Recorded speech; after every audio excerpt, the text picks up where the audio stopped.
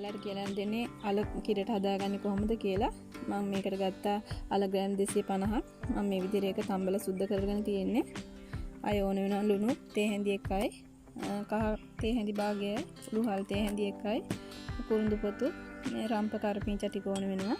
ඒ මිටි කිරි කෝප්පයයි, දී කිරි කෝප්පයයි. අපි දැන් අල ටික කපා ගමු මුලින්ම.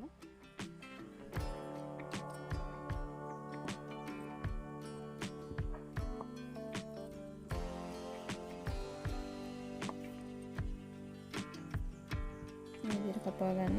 ගොඩාම පොඩි විදිහට කපන්නත් එපා.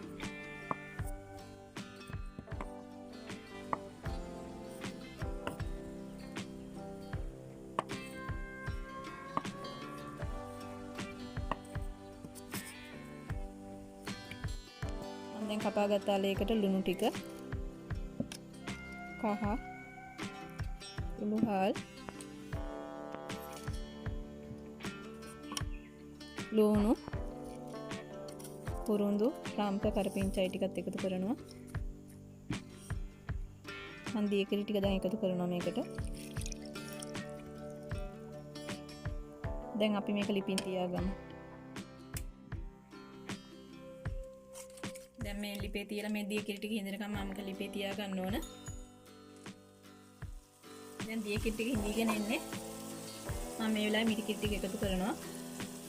කිරි ගතිය ගොඩාක් ඕන නැත්නම් ගොඩක් එකතු කරන්න එපා. ඔයාලට ඇති ගන්නට එකතු කරගන්න.